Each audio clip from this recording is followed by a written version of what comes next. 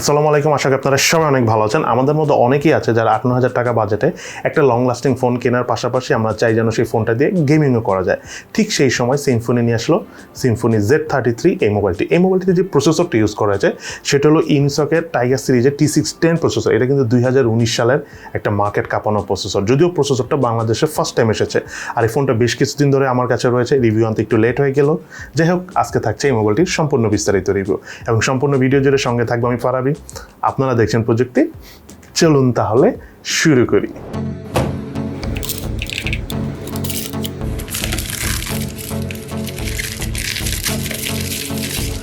মোবাইলটির box কন্টেন্টে রয়েছে user manuals, sim tray ejector, soft plastic back cover, earphone, 10 ওয়াটের charger, type C USB charging কেবল,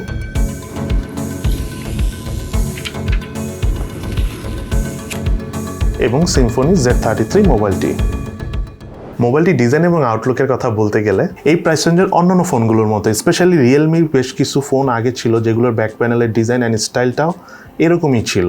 সেই সাথে রিয়ার প্যানেলে থাকা ক্যামেরা হাউসে রয়েছে ডুয়েল ক্যামেরা সেটআপ এবং প্লাস্টিকের তৈরি মোবাইলটি রিয়ার প্যানেলে রয়েছে ম্যাট টেক্সচারের ফিনিশিং দেওয়া, তাই খুব একটা ফিঙ্গার ম্যাগনেটিক না, অর্থাৎ খুব সহজে হাতের ছাপ পড়ে না। আমার হাতে থাকা এই মোবাইলটি কালার ভেরিয়েন্ট হলো ব্ল্যাক কালারে। এই মোবাইলের কিন্তু আরও 3টি কালার ভেরিয়েন্ট রয়েছে। ইন হ্যান্ড ফিলের কথা বলতে গেলে 6.52 ইঞ্চির ডিসপ্লে সহ এই মোবাইলটির থিকনেস হলো 8.6 মিলিমিটার এবং ওয়েট হলো 190 গ্রাম। স্ট্যান্ডার্ড সাইজের এই মোবাইলটি ওভারঅল সিঙ্গেল হ্যান্ডে বেশ কমফোর্টেবল ভাবে ইউজ করা যায়।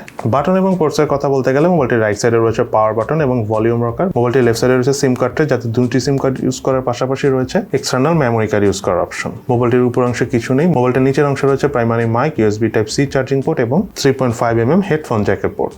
আর মোবাইলটির ব্যাক সাইডে অর্থাৎ রিয়ার প্যানেলে রয়েছে মেইন স্পিকার। সিকিউরিটি সেন্সরসের কথা বলতে গেলে মোবাইলের রিয়ার প্যানেলে থাকা ফিঙ্গারপ্রিন্ট স্ক্যানারটি বেশ ফাস্ট এন্ড স্মুথ ভাবে কাজ করছিল। প্রাইস বিবেচনায় আমার কাছে ভালোই লেগেছে। সেই সাথে মোবাইলে থাকা ফেস আনলক সিস্টেমটিও ওভারঅল স্মুথলি কাজ করছিল।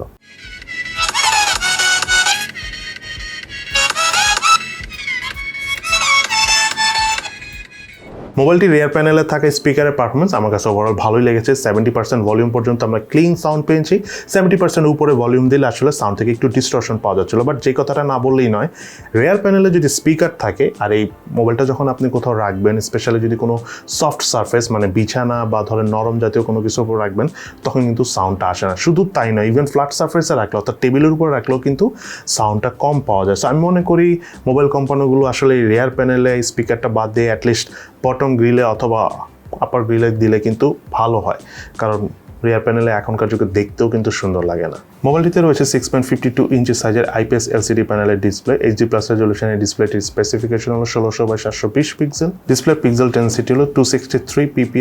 ডিসপ্লে পিক ব্রাইটনেস হলো 400 নিটস। ডিসপ্লের চারপাশে ভেজেল এরিয়াটা বেশ চিকন এবং চিন এরিয়াটা ওভারঅল প্রাইস বিবেচনায় ঠিকঠাকই লেগেছে। ডিসপ্লে ঠিক উপরে সেন্টারে রয়েছে water drop selfie camera. Multitasking এর কথা বলতে গেলে ওভারঅল প্রাইস বিবেচনায় আমার কাছে বেশ ভালোই লেগেছে। অ্যারাউন্ড 4 থেকে 6টা অ্যাপ একসাথে ব্যাকগ্রাউন্ডে রান করে কমফোর্টেবল ভাবে ইউজ করা যাচ্ছিল। ইভেন ইন্টারনেট ইউজ হচ্ছে এমন অ্যাপগুলো কিন্তু সোয়াপ করে করে বেশ ভালোভাবে ইউজ করা যাচ্ছিল। মোবাইলটিতে রয়েছে wide band L3 support, so আপনি চাইলে ফুল HD+ রেজুলেশনে ভিডিও স্ট্রিমিং করতে পারবেন।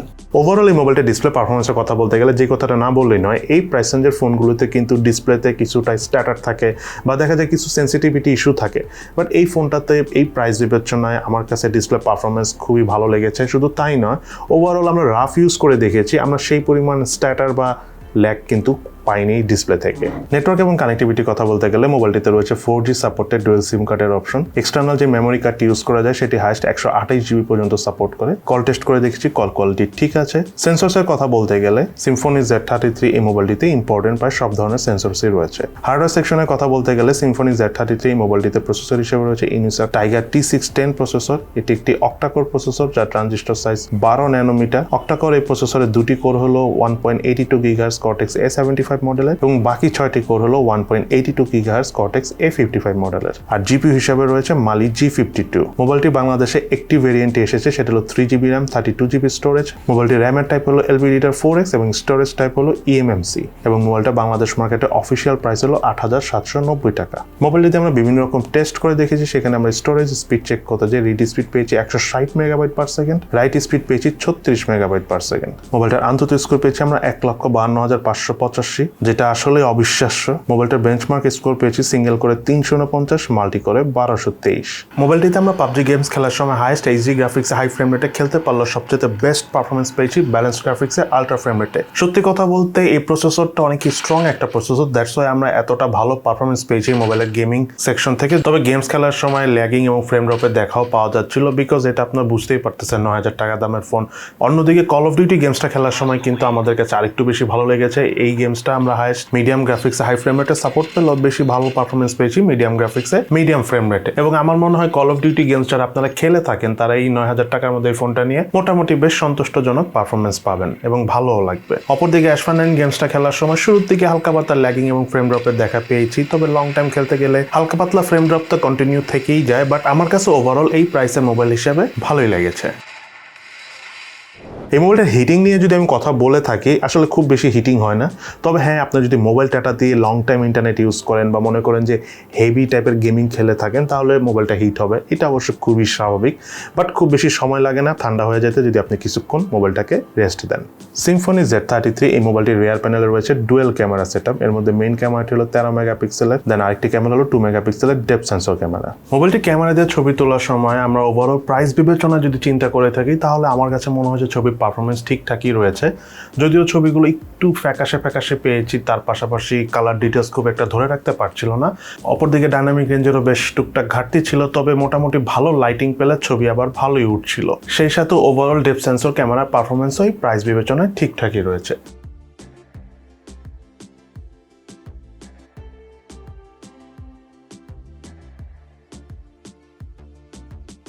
মোবাইলটি দিয়ে হাইস্ট 1080p 30 ফ্রেম পার সেকেন্ডে ভিডিও শুট করা যাচ্ছিল। ভিডিও পারফরমেন্স আমার কাছে ওভারঅল মোটামুটি লেগেছে। সেই সাথে মোবাইলে থাকা 8 মেগাপিক্সেলের যে সেলফি ক্যামেরাটি রয়েছে, সেটার পারফরমেন্সের কথা যদি আমি বলতে চাই, 8-9000 টাকার ফোন হিসাবে আমার কাছে ঠিকঠাকই লেগেছে।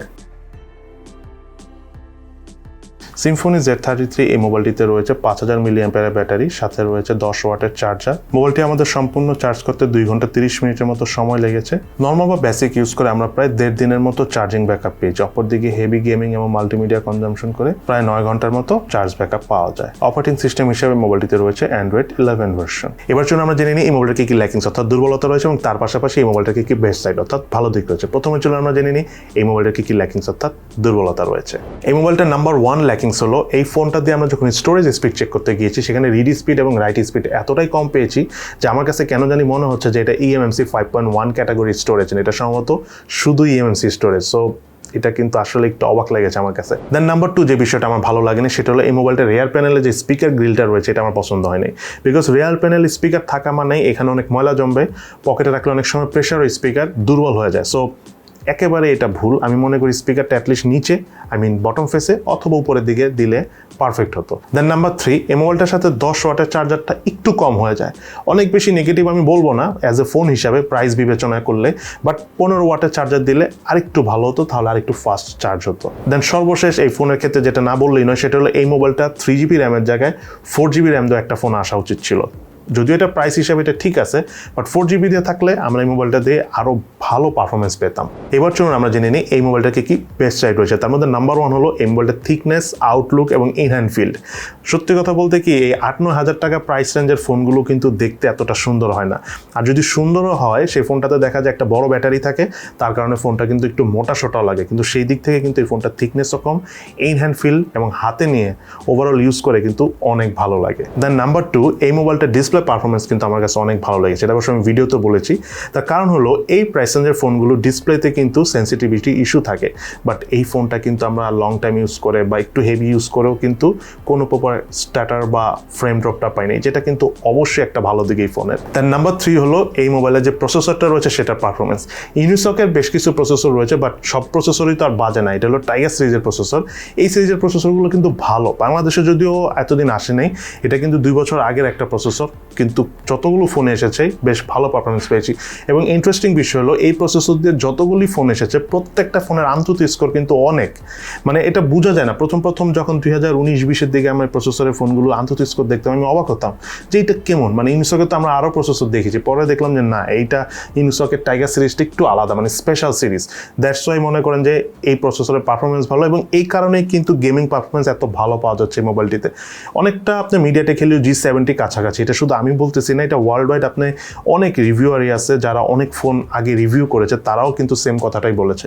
তবে বাংলাদেশে কিন্তু এই প্রথম সিম্ফনি প্রসেসরটাতে নিয়ে এসে, এটার জন্য অবশ্যই সিম্ফনিকে থামস আপ জানাই।